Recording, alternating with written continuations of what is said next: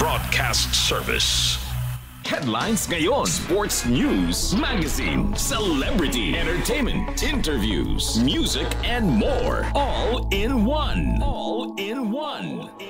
Dadalhin sa inyo ng mas pinaganda, mas komprehensibo, mas malaman. Radyo Pilipinas 2, 918 AM. Oras sa buong kapuluan, 7 minuto makalipas ang alas 10 ng umaga. Ready position. Spikers Net. Mga latest sa malakasang tapatan ng mga paborito nyong volleyball teams. Spikers Net. Spikers Net. Kumpletong highlights mula sa intense at kaabang-abang na mga laban. Ang latest balita sa mga manlalarong inyong inaabangan at iba pang usapang volleyball. Dito lang yan. Spikers Net. Spikers Net. With your hosts, Timothy Tapales and Dennis Hilanga. Tossing the ball sa Spikers Net.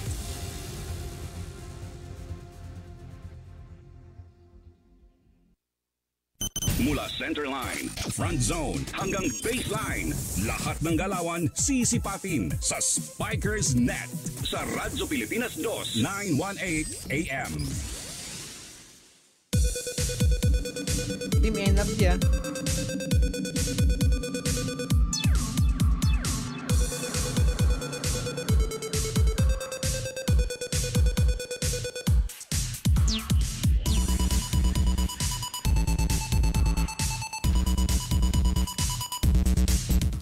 Isang magandang umaga mga kaibigan. Happy Wednesday po sa inyong lahat.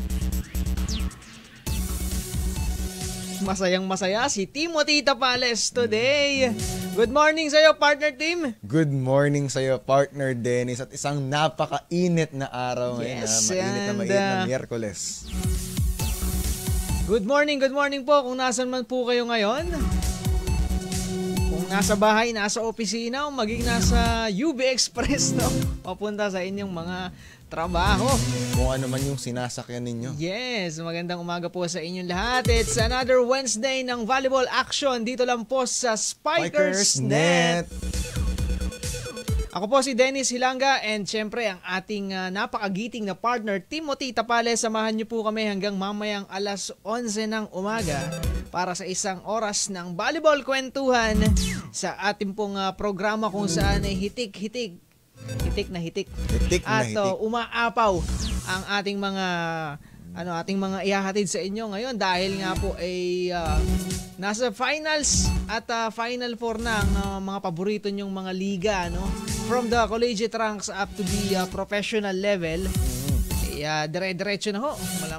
Halos patapos na po ang volleyball season natin kaya lalong umiigting na ang mga labanan. At isa po sa mga masayang volleyball fan ngayon ay si Ma'am Roxanne Uwamil. Dahil ang kanyang favorite team na Chocomucho Flying Titans. Creamline Cool Smashers yan eh. Medyo kinabahan si Ma'am Rox kasi yung first game ng Creamline ng semifinals na Olats eh. Diba? Pero nakabawi, no? At ngayon ang maganda dyan, may part 2 ang Chocomucho at Creamline. Simpleng rivalry part 2 sa PBL Crown ang pinag-uusapan dyan. Pero team, ito singit lang ho natin, no? Napaka-importanting maibahagi at maidetalye natin dahil as we progresses on our program ay nakaantabay din ho tayo sa pagdating ni Pangulong Ferdinand R. Marcos Jr. dyan po sa alliance signing sa pagitan ng Partido Federal ng Pilipinas at Lakas CMD. Dyan po yan sa Manila Polo Club sa lungsod ng Makati. So we are expecting na by 10:30 AM ay mangyayari po yung event na yan at antayin natin if our President, no, Ferdinand Marcos Jr. will be giving his speech. No? So, yan din. And nakaantabay din ho tayo sa kung ano mga sakaling breaking news na maihahatid sa atin.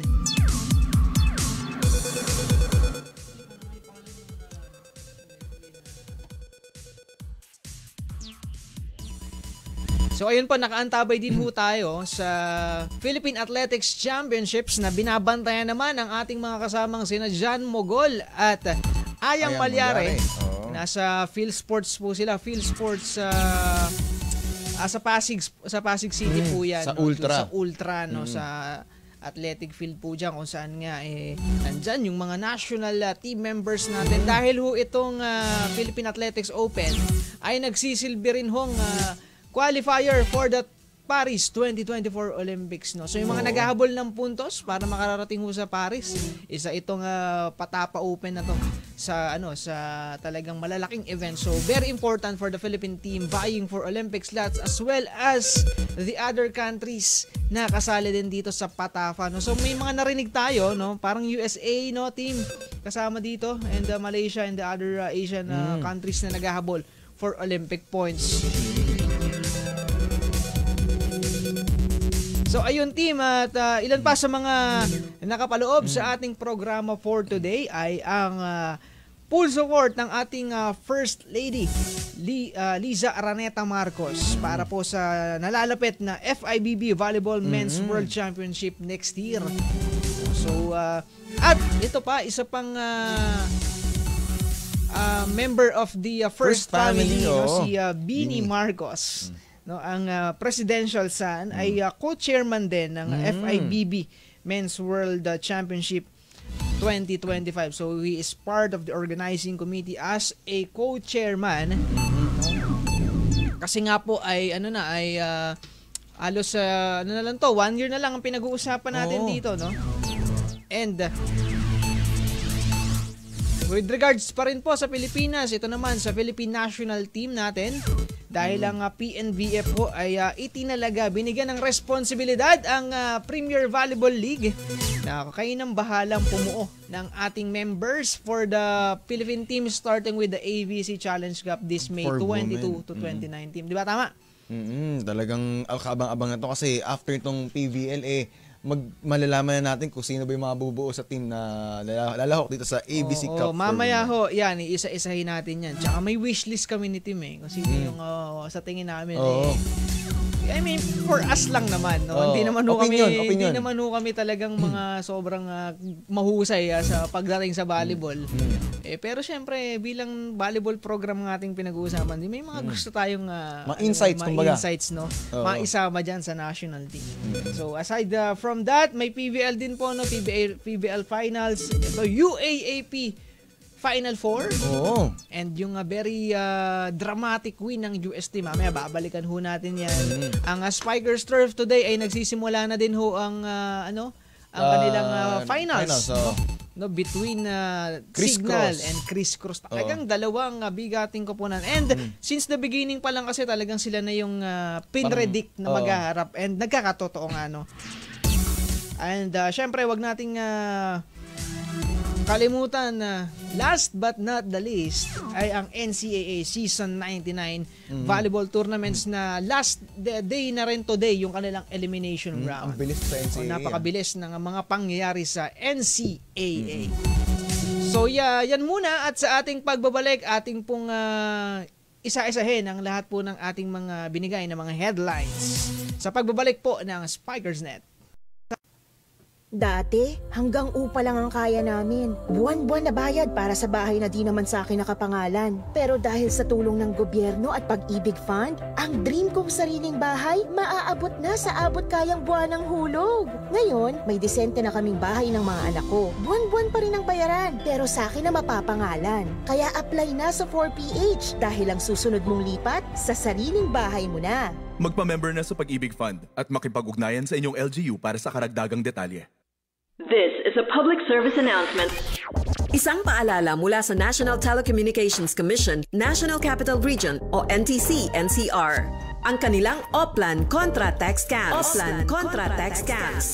Binabalaan ng publiko na sakaling kayo ay makatanggap ng kakaibang text messages sa mga di kilalang numero o di kaya ay mga text messages na may kahina-hinalang mga link. Huwag pansinin, huwag pindutin, huwag i-click ang link. Ipagbigay alam agad sa NTC website ntc.gov.ph o kaya'y sumulat sa kanilang email na contratextcam@gmail.com. Sa mga panahong ito, huwag padaya, maging wais na madla. Makibahagi sa Oplan Contra Text Scam. This is a public service announcement from PBS, Presidential Broadcast Service, and Radyo Pilipinas. Radyo Pilipinas 2, 918 AM.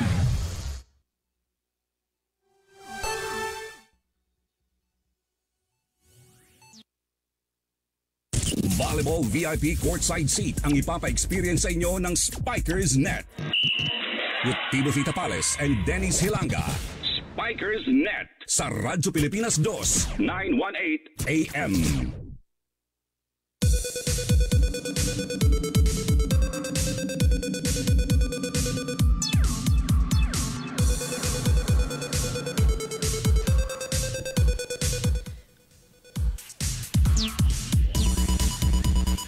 Welcome back po sa Spikers Net at ito, unang ratyada ng ating programa. Ito nga yung kaninang binabanggit natin, si First Lady Liza Araneta Marcos is giving her full support para po sa FIVB Volleyball Men's World Championship next year, no. So it is very important for the Philippines na makapag-host ng ganitong klaseng event at yung suportang nakukuha natin from the key officials ng ating gobyerno, di ba, Tim?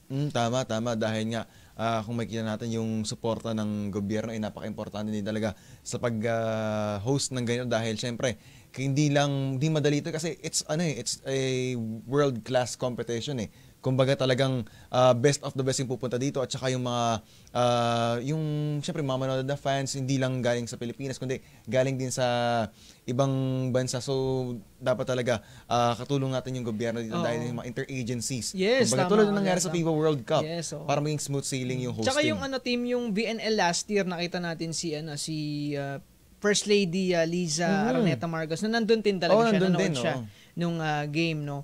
First day doon nga siya eh.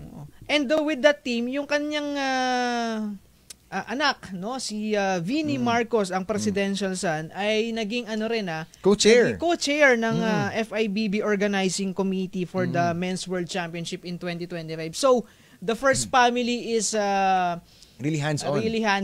Or they are really throwing their support para po sa hosting ng Men's World Championship next year, no. So, we have the First Lady, we have the Presidential Son. Nakatulong yung PNVF, the National Federation ng Volleyball sa ating bansa, no. So, yan, nakikita sa picture natin, kasama dyan si President Ramon Tatsosara ng PNVF, si Sir Ricky Palu, ang presidente ng Premier Volleyball League, si Chairman Bachman ng PSC, Richard Bachman, at si Senator Alan Peter Cayetano. So it is a collaborative effort para sa pagbuo ng Interagency Council, malamang yan. Kasi malaking event to, team, na 32 teams ang pinag-uusapan po natin dito para sa susunod na taon. Oo, talagang kaabang-abangin din. Kasi kung sa FIBA basketball, yung FIBA World Cup, sa volleyball, ito yung World Cup nila sa kalalakihan. So, talagang kaabang-abang ito, Dennis, na At saka alam mo ba, Tim, konting trivia lang, yung Pilipinas ang second Asian country lang na nakapag-host nitong Men's World Championship. Ang una, Japan, twice in 1988 and 2006. So, ang tagal na rin pala na hindi nag-host. And malaking karangalan na yung sinundan mong standard Japan eh. 'Di ba? Galing ka ng hosting ng Japan, lilipat ka ng Pilipinas. So malaking pressure din 'yun. 'Di ba? Dennis, ilang years na rin sa pagkakaalam ko na hindi single host lang yung nag-host nito. Kumbaga bale multi-country multi-city, parang sa World Cup ng FIBA, 'di ba?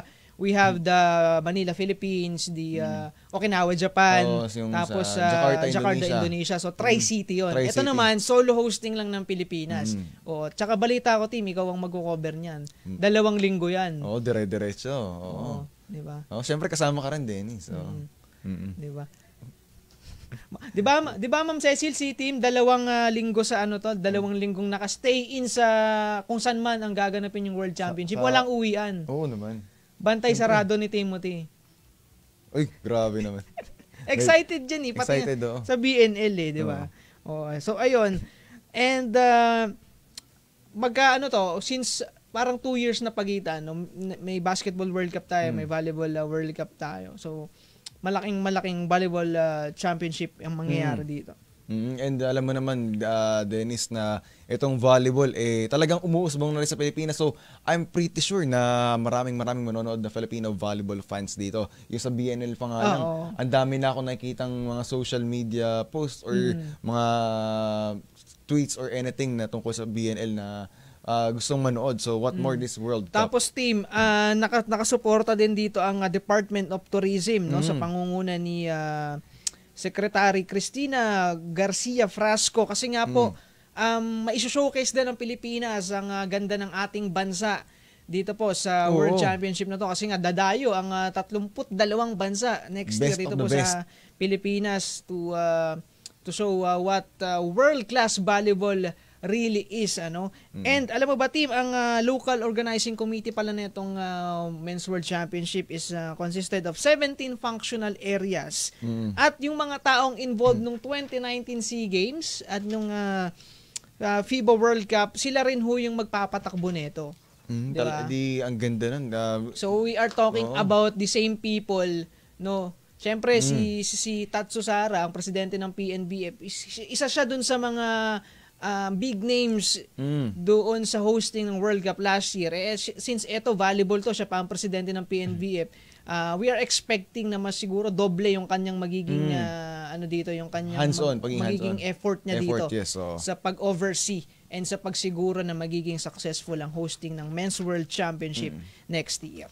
So yan po yung ilan sa mga updates, no, kasi isang taon pa naman to, though kailangan talagang planchahin ahead of time before hosting such world-class events. So, ano yan, Dennis, 1 year and 3 months, higit na lang.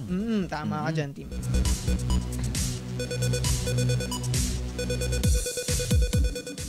Ito, usapang national team pa rin tayo, no? Kasi nga po, kamakailan lang, ito malaking announcement from the Philippine National Volleyball Federation, no, na kukuha po ng players from Premier Volleyball League. So, team, ano ba yung mga ibang naging detalye dyan? Ito nga, nagkaroon ng isang landmark decision na kung saan binigyan nga ng PNBF ang PVL na piliin at i-train at i-manage kung sino yung mga lalahok dun sa ABC Challenge Cup na mangyayari ngayong later this month. Itong PNBF board napag-agreean ito noong April 12 sa Sedano Valley noong FIBB Beach Pro Tour sa Santa Rosa City. Ito nga, ayon nga kay PNBF President Ramon Tatsu Sara, this is a landmark decision by the PNBF board and we're looking forward to the PVL forming the strongest women national team ever.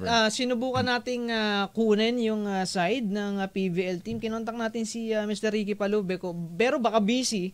No, sinubukan nating i-text yan, no, para hingin yung side nila regarding kung sino ba yung nakasama sa pool. Baka siguro ayaw pa magpa-interview this time dahil nga binubuo pa lang nila yung pool. Tsaka hindi pa siguro patapos yung finals ng PVL. So, abangan na lang natin kung ano yung magiging mali mo sa susunod na araw, biglang sumagot sa atin si Sir Ricky Palu, di ba?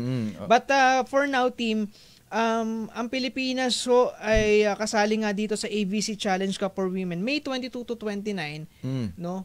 At Rizal Memorial Coliseum. Ma'am Rox, pwede natin pakita yung groupings yan. Dalawang pool ho yan, and that is 10 teams ang kasali, no? For Pool A. For Pool A, ang kasama sa Pool A, syempre ang Philippines, Chinese Taipei, India, Iran at Australia. Samantala sa Pool B naman, it's Vietnam, Indonesia, Kazakhstan, Singapore, and Hong Kong.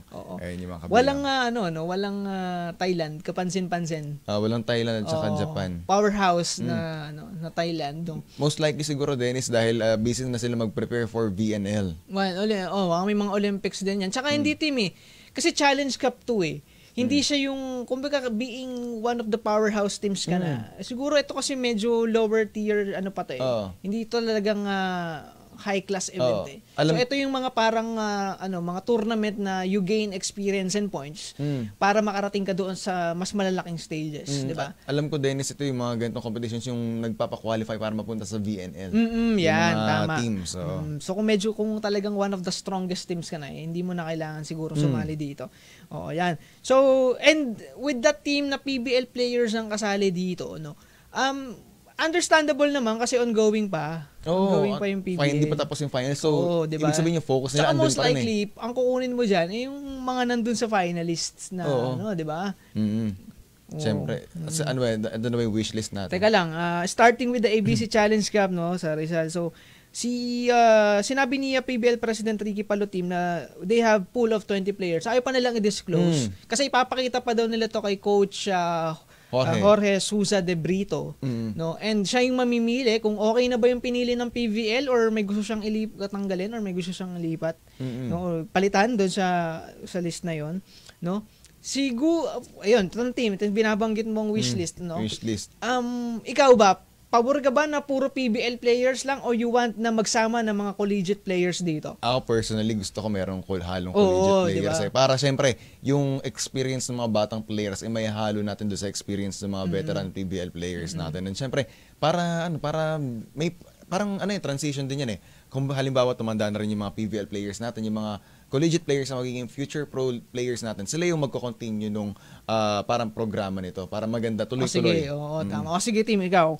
Kung sa PBL, sino yung gusto mong mga mapasama? Ako, syempre, unang-una sa listahan, si Rondina. Si Rondina. Oo, si Rondina. Sige, ako si Tots Carlos. Tots Carlos. Ulit. Palitan tayo. Hanggang mabuo natin yung 12. Sige. Gemma Galanza. Gemma, 3. Tatlo. Si Maylin Paat. Magandang choice. Ako, Charity Goren. Eya Laure. Yan, tama.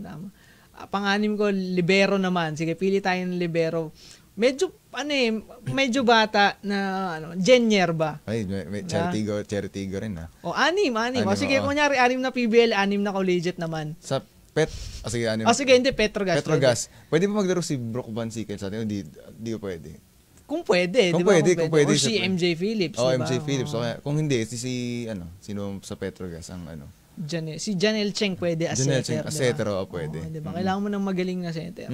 Si Kyle Negrito pwede. Sige. Diba? O kaya si Mars Alba pwede rin. Mars. Yan, Madi Madayag. Para may panggitna ka. Diba? Injured kasi sikat Katulin din eh. Oo. Sa mga ibang PBL teams. Ma'am Roxy, sinong wish mong nasa national team? Parang alam naman namin, pero... Sino? Alyssa? Pwede, maganda. Alyssa, andun pa rin naman yung lakas ni Dafino at saka yung leadership syempre yung kailangan. Pero ako team may gusto kong maisama diyan yung mga stars ng college. Syempre si Bella Belen, si Det Pepito, no? Kaso mga bata pa to pero mahuhusay ng mga player yan, libero, 'di ba? Si Det.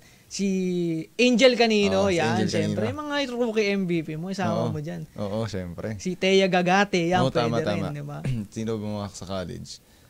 Angge Poyos. Pwede rin yung kahit super rookie, ang lakas naglaro nun. Diba? Naka 28 points ata nung nakaraan yun. Ang dami natin nabanggit, pwedeng pull na yun. Trisha Tubo team ng di ba? Farm Fresh, pwede.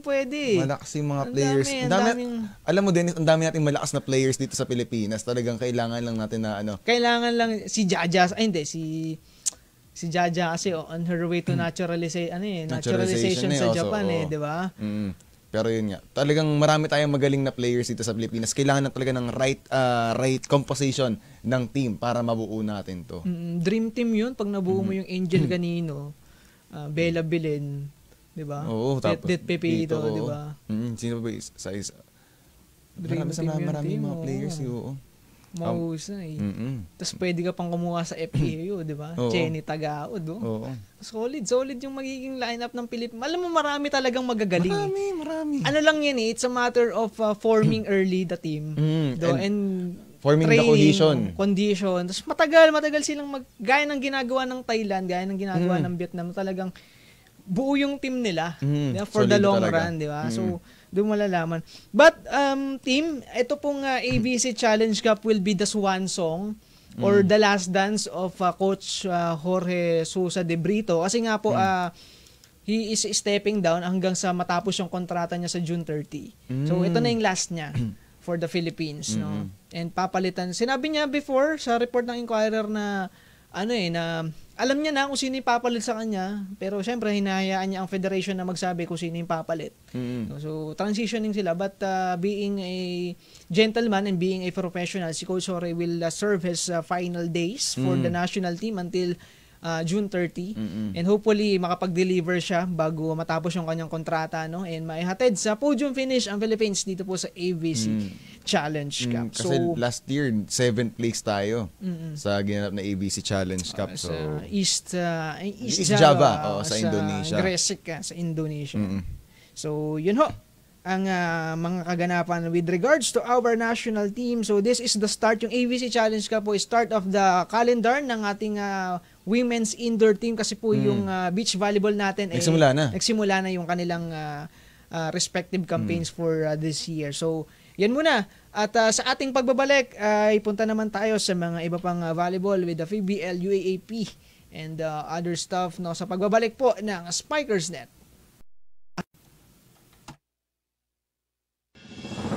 Bagong Pilipinas para sa bawat Pilipino. Bagong Pilipinas is a master plan for genuine development that benefits of all our people. It is a call for transformation. The transformation of our idea of being a Filipino and the transformation of our economy, of governance, of society. Hindi puro salita, pamahalaan ay magsisilbing halimbawa. Sa Bagong Pilipinas, ang pagbabago ay nagsisimula sa pamahalaan. Pagsiservisyo sa publiko, tapat, mapagkakatiwalaan at dekalidad. Huwag nating pahirapan ang taong bayan. Bagkus suklian ang kanilang tiwala ng magalang na panunungkulan. Sa nagkakaisang gobyerno at mamamayan, malinaw ang payapa at maunlad na bukas. Sa Bagong Pilipinas, may pag-asa ang lahat. Ang pag-asa ng bayan ay nasa ating lahat.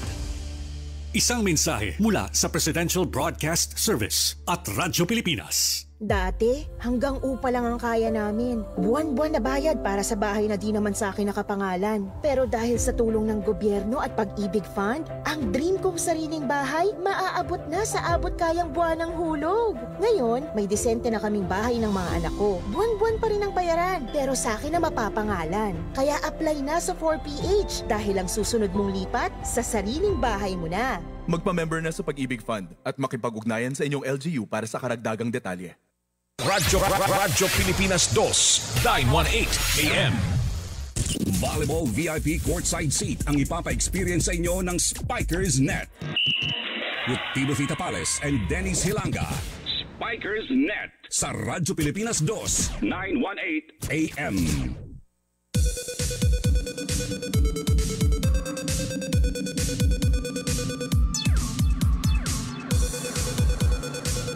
Welcome back sa Spikers Net, ang ating oras 10:34 ng umaga.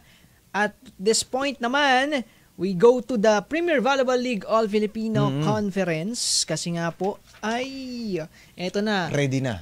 Handang-handa na ho for part 2 ng kanilang parang championship war. No, eto pong rematch. Rematch, magkapatid. Nakupunan, pero walang kapatid-kapatid, no? Sa pagdating po sa PBL title dahil ang Creamline, Cool Smashers at ang Chocomucho Flying Titans will be playing again in the championship round for the PBL crown for the second straight time kasi po nung December last year, the second All-Filipino ng 2023, sila po yung nagtapat and this time around, sila ulit. Magkaharap.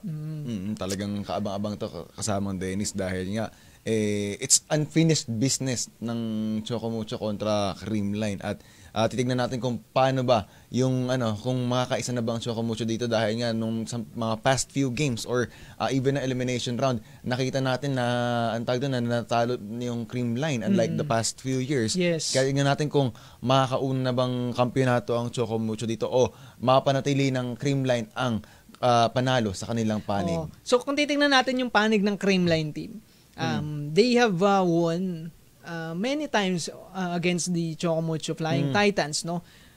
Yung championship experience nila talagang pinapakita nila every time na naghaharap sila sa mga crucial moments, especially nung championship in 2023. No, but may isang bagay na tinitignan or sinasandalan ang Chocomucho this time dahil tinalo nila yung Creamline team nung semifinals, di ba? Oo. Tinalo nila kaya talagang yung kumpiyansa ng Chocomucho andun talaga. And yung momentum andun din kasi Very very historic yun kasi that is the first time na tinalo ho ng Chocomucho ang Creamline.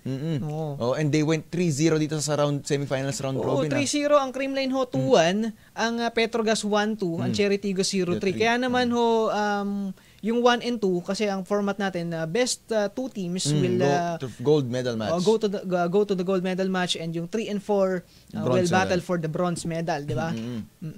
Kaya ito yung kaabang-abang talaga sa finals ng PVL ngayon. Yes, dahil may mga bagong mukha sa Creamline, yung bagong mukha sa Chocomucho. Like sa Creamline, nandun na ang dating mga Chocomucho players na si Bea De Leon, si Denden Lazaro Revilla. Tignan natin kung paano yung magiging match up nila kontra sa dati nilang team. At saka team, alam mo dito, ang tama ba nung last na championship na nagharap sila, si Bea and andun pa sa Chocomucho. So other side of the fence na sila ngayong pagkakataong ito. But alam mo team, yung Creamline din kasi maraming kinabahan na fans. Isa na diyan si Ma'am Rox kasi nga nagdelikado yung Creamline Oo. Nung natalo sila sa first game nila di ba? Ng semis. Wala kasi nun si Tots Carlos na nasa Korea. Di ba? Nagta-try out siya dun sa Korean na V-League. So recap lang tayo konti ng laban ng Chocomucho versus Petrogas. Ito po yung last game ng semifinals. Pwedeng pakita natin yung score, Ma'am Rox? Creamline, Chocomucho versus Petro. Yan. So ang score dyan sa Chocomucho versus Petro, 23-25, 26-24, 25-19, 25-20. Yes. So ano yan, one set down. And they went on to get the victory and finals berth para dito sa PBL All Filipino. Samantala ang Creamline ay kanila pong winalis ang Cherry na walang naipanalo dito po sa round robin semis. Sa score na 25-16, 25-21, 25-20. Ayan po yung naging score nila. At ito mas matamis tong panalong to dahil nga ang Cherry Tigo ang nagpalasap din sa kanila, isa sa kanilang talo sa elimination rounds noong preliminary ng PVL All Filipino Conference. So magsisimula po bukas ang PVL Finals sa PhilSports Arena po yan. At 6 PM po ata or 4 mga ganang oras yan. I think sa Smart Araneta ko. Smart. Smart Araneta. Gagawin na pa yung PVL na finals. Yan. So player of the week ho natin si Cici Rondina. Why not? Dahil talagang siya ang bumuhat sa Chocomucho. At syempre team, may battle for third pa rin tayo, Cherry Tigo versus Petrogas. That's 4 PM naman dun sa double header tomorrow. At sa naman team, sa halos kapatid na liga nitong PBL, ang Spikers Turf for the men's side naman, simula na rin po ng finals today with Chris Cross going up against Signal. Battle between two of the best national team members natin, Mark Espejo, now bannering Chris Cross, and Brian Bagunas is the face of the Signal HD Spikers. Battle for third natin, PGJC Navy versus the Navigators Iloilo. And player of the week natin dyan is Mark Espejo for Chris Cross. So ito yung magiging schedule naman natin sa Spikers Turf kasama ang Dennis. Later today, 4 PM, the Navigators Iloilo versus PGJC Navy. Habang sa 6 PM match naman, Signal HD Spikers against Chris Cross King Crunchers. Lahat ng laro magaganap sa Rizal Memorial Coliseum. Yes, correct ka dyan, team.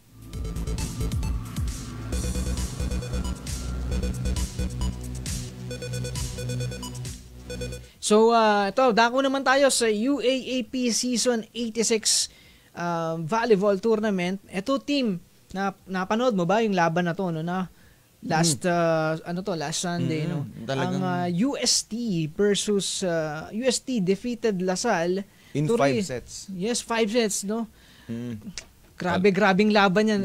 Epic game talaga yan, team. Siso battle. But it was the Tigresses na talagang nanaig sa dulo. And dahil dyan, UST ay nakarating sa finals ng UAAP Women's Volleyball for the first time in 5 years. Last time nila, season 81 nung 2019. Against the Lasal din yun. Against Lasal yun, team. In 5 sets din. In 5 sets din. At saka, alam ko, May 5 din nangyari. Alam mo, team, yun parang May 5, 2019, 5 taon sa Smart Araneta din, Lasal kalaban nila in 5 sets, inulit ng UST yon. But this time, sabi nila, babaguhin nila yung resulta pagdating sa finals. Kasi nga, that time, ang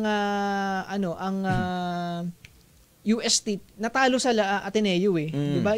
I guess yun yung rookie year ni yung rookie year ata ni Cici Rondina yun Or, I mean, last year pala ni Cici. Parang last year na yun Na yun yung graduating si Cici. Tama. That time. Ganun pa rin. Tapos, natalo sila. But this time, sabi ni Coach Kung Fu, same. Parang coincidence, but this time, ibang resulta yung makikita.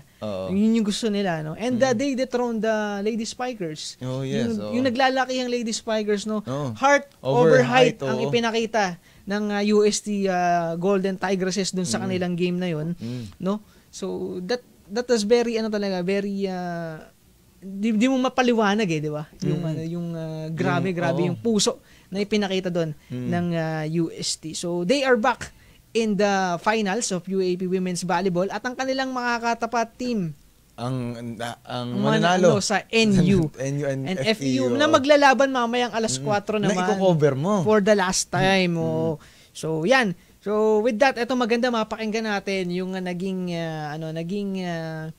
post-game press conference ng UST Tigresses po na nanalo against Lasal.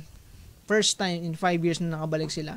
So this is a post Ea Laure for UST but they are making a statement na kahit wala si Ea Laure, maraming doubters UST nagsasabi wala na si Ea, mukhang malabo na kayo makarating ng Final Four but they proved them wrong. Pinatalsik pa nila yung defending champion na Lasal. So, ito pa at pakinggan natin ng UST Golden Tigresses. Congratulations to the UST Golden Tigresses for winning over the De La Salle Lady Spikers in 5 sets. The Golden Tigresses are back in the finals, making their first appearance for the first time since 2019. We have Coach Tuco Reyes. Coach, congratulations for this victory. Ito na, another step towards regaining the throne. And this is your second finals appearance. Your thoughts about this match against Lasal and 3-0 kayo against Lasal this season, what can you say? Well, syempre masaya. Kasi nga ito ulit kami. Nandito na naman, pumasok ulit sa finals. And syempre, napakalaking it's an honor syempre na nakalaban ulit namin si Lasal na talagang gaya na sinabi ko nung last game namin sa kanila na hindi mo pwedeng biru-biruin o ikibit balikat si Lasal. Tulad na lang nung adjustment nila, napakalaki nung adjustment na ginawa nila. Lapot from position opposite, nag-outside, so malaking adjustment yung ginawa. So hirap na hirap kami, sa totoo. Hindi namin talaga makuha yung siyempre yung ibabaw na bola. Pero yun, hanggang sa makapag-adjust naman sa awa ng Diyos na nakakuha din kami ng panalo. We have Red Chorado, Angge Poyos, Shona Perdido, Cassie Carvalho, and Team Captain Rivero, Petito. To Cassie, you had 5 points and 18 excellent receptions. So this is your first finals appearance in your second season, Cassie. Your thoughts about this match, okay? Sobrang grateful po ako sa panalo na to kasi talagang pinusuan talaga namin yung laro today and lahat nagtrabaho and syempre malalim rin yung pinaghuhugutan ng isa't isa. Dinededicate rin namin yung panalo to kay Sir Morris and sa daytime. Ayun, wala akong masabi. Sobrang saya lang ako and sobrang saya ko lang and sobrang grateful ako sa panalo na to kasi alam ko yung mga sakripisyo ng bawat isa para maabot namin to. Thank you, Cassie. To Angge, you had 25 attacks, so 1 block, 2 service aces, and 9 excellent receptions. So, ito sa unang season mo, finals kaagad. So, at saka yun nga, sabi nga, may yung dinededicate yung panalo para sa inyong dating team manager. So, your thoughts about your performance today? Ayun nga, sobrang saya po talaga ako ngayon. Like, speechless talaga ako nakuha namin yung panalo ng match. And ayun nga, grateful kasi nagtrabaho kami lahat, nagtulungan kami lahat. And ayun nga, sinimulan namin na maganda itong season na to. And I hope matapos namin na maganda. And ayun nga, dinededicate namin itong panalong to kay Sir Morris and sa Dayton. Thank you to Reds. He had 5 attacks, 1 block, 1 service ace, and 8 digs. So, ano masasabi mo na eto na, nakarating na kayo sa finals and who knows, baka makuha nyo pa yung corona para sa Espanya. Very grateful ako. Pinaghirapan talaga ng team and ito, nagbunga din sa lahat ng sacrifices namin. Very grateful na ito yung naging outcome.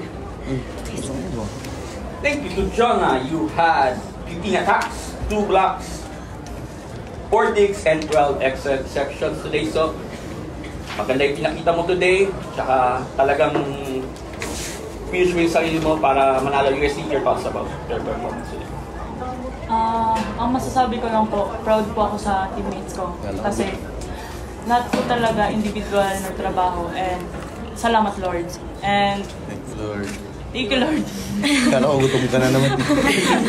Yun po, sobrang saya. Thank you. To Dede, you had 18 digs and 16 excellent receptions. You're all over the place kanina. Ano yung masasabi mo na, ito nga, dito ka first year mas team captain, tapos dinala mo yung team sa finals. What can you say? Sobrang honored talaga ako na maging captain ball ng ganitong promising team. So, nagpapasalamat ako sa teammate ko kasi talagang tinirbaho namin every point, yon, every day, every training. And yon, salamat Lord kasi nagbunga po talaga. Ayun. Okay, the floor is open for questions. Coach, napaka-special yata ng May 5 sa inyo kasi exactly 5 years ago. Ganito rin yung nangyari. Although different lineup na, ano lang yung feeling na nagawa mo ulit na madala yung team sa finals against Lasal pa na grabe yung winning tradition? Actually, nung pagpasok ko kanina, bago dun sa court, yun agad yung yung sinabi sa akin, Coach, May 5. Ito din yung yung moment na nakuha nyo nga yung final appearance. Same venue din. So kami, honored kami na na hanggang ngayon nakuha na namin yung sinasabi namin na talagang saling ket-ket nga kami na dun sa sa tatlo. Pero yun nga, na lang talaga, yung hard work talaga yung ginatrabaho ng mga bata na ito na yung pinakang dividend nila. Tapos may mga din kami, may mga siyempre may mga maingay din sa labas. Di ba? Tapos yun lang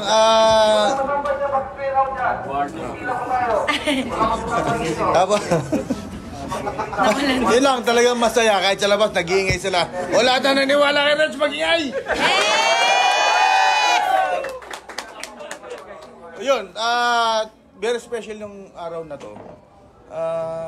Hindi naman sa hindi ko alam kung coincidence. 2019 going back na nabanggit mo rin lang. Talagang very memorable. May mga pinaghuhugutan kami, meron kami dinedit, kumbaga inaalay namin itong game na to dun sa nag-start siya sa amin season 80 na behind the camera, full support sa team namin, si Sir Morris Agoncillo and family. Tapos yung Daytime, yun, sila yung grupo na yun. Until hanggang kahit naka-K na siya, nanonood all the way. Hopefully masaya siya ngayon na nanonood sa amin. Malaking tulong siya sa mga, especially sa mga bata. Kaya sila din, yun nga, inaalay namin yung game na to para sa kanya. Yun, talagang ayaw magpa-burn out kung sino siya. Ayaw magpakilala kung sino silang tumutulong. So ganun kalalim yung namin, yung mga tumutulong dun sa team na talagang kahit na naging mahirap para sa kanila, pero ito na yung distress nila dito na sila mas nagiging masaya. So kami, binabalik namin sa kanila at syempre masaya kami na andyan sila all the way. Again, yung 2019 Sabi nga, history repeat itself. Pero this time, babaguhin namin yung result. Pipilitin namin, sabay-sabay kami ng mga bata na to. Kaya nung sinasabi namin na talaga na yung hard work, yung sinatsambahan namin yung ano namin, yung mga laro namin, pipilitin ulit namin makatsamba. Pagpasok ng finals, pipilitin namin yun. And ano lang, yung siyempre wala naman kaming masabi pa sa mga bata na to, kundi yung talagang kung ano yung puhunan nila dito sa, kung bakit kami naandito ngayon sa harapan nyo. Talagang purely hard work, no more drama, wala nang ganun na ano na ini-entertain pa. At sabi nga namin sa kanila, especially kami mga coaches, magiging overprotective kami para sa kanila. Kasi nga ayaw na namin na pupunta kami dito, may sakit yung isa. May mga ganong ano, yun actually yun ang magiging kalaban namin this time. So, we will keep the team intact, especially pagpasok nitong semis. Ng finals. So yun, talagang memorable nga. Again, babaguhin namin yung history na kung ano nakalipas noong 2019. Thank you. Yung panahon ng El Nino, narito ang ilan sa maaari nating gawin para makapagtipid ng tubig. Laging siguruhing sarado at walang tulo ang mga gripo kapag hindi ginagamit. I-check ang mga tubo kung may tagas at ipaayos agad kung mayroon. Imbes na mag-shower, gumamit ng balde at tabo sa pagligo. Gumamit rin ng baso pag nagsisipilyo. Gumamit ng plangganang may sapat na tubig kapag naghuhugas ng mga kaldero, plato at iba pang pinagkainan para maiwasan ang tuloy-tuloy na pagdaloy ng tubig sa gripo. Ipunin ang used water at ito ang gamiting pang-flush sa toilet. I-report agad ang mga makikitang illegal water connections, gayon din ang mga unauthorized na pag-iigib sa mga fire hydrants. Ito ay mga simpleng paraan lamang, ngunit sa ating kooperasyon ay malaking bagay ito upang masigurong sapat ang ating water supply sa lahat ng panahon. Isang paalala mula sa Presidential Broadcast Service at Radyo Pilipinas. Radyo Pilipinas 2, 918 AM. Simulan ng mag-cheer. Your favorite volleyball teams are here. Spikers Net. Radyo Pilipinas 2, 918 AM. Welcome back po sa Spikers Net. We have 2 minutes to go bago po matapos ang ating programa. But before that, eto team. Kanina napakinggan natin yung post-game pressure ng UST Golden Tigresses. But ayun, so this is the last game ng Final Four for NU and FEU today. Napakita natin yung schedule, Ma'am Rox. Yes, schedule for today. May 8, 2024. At schedule nga natin yung araw na to, Dennis, talagang starting at 12 yun. 12 noon, It's the NU Bulldogs against the DLSU Green Spikers. Samantala sa 2 p.m. match naman, it's the UST Golden Spikers battling FEU Tamaraws. And for the main event ng araw na ito, ang tapatang FEU Lady Tamaraws against NU Lady Bulldogs. Ayan yung mga maghaharap. Team yung sa men na FEU UST. Ano na yan? Twice to beat yan. Pero twice to beat yung yung FEU, pero naka-force ng do or die yung UST. So dalawang do or die games po ang yan. FEU versus UST sa men and NU and FEU sa women. Samantala, yung NU and FEU at 12 noon, yan naman yung pagsisimula pa lang nung kanilang Final Four duel. So, dyan po nagtatapos ang ating programa, pero may babatiin lang tayo na lagi nating kasama dito sa ating istasyon. Ang napakagwapo at napakagaling na wirecaster, si Engineer Jemart Rocamora. Happy birthday. Happy birthday.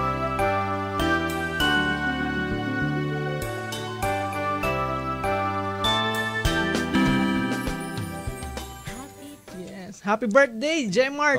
Happy birthday. Kung nasan ka man ngayon, ay sana'y masaya ka sa iyong pagdiriwang. Sana masaya ang iyong puso, ang iyong isip, lahat. Sana masaya. Yes, at sana'y maging makabuluhan ang iyong kaarawan. Happy birthday, pre. More birthdays to come. Yes. Good health. Yes. Ayan, team. Maraming salamat sa ating mga nakasama sa Master Control. Ma'am Mika Go, Ma'am Roxanne Awamil, and si Ma'am Nida Soriano. Maraming salamat. And sa atin din pong mga kasama sa Malolos Transmitter. Thank you very much po. Again, I am Dennis Hilanga and my partner Timothy Tapales. Kita-kita po tayo next week dito lang po sa Spikers Net. Good news! Ang inyong pinagkakatiwalaang Radyo Pilipinas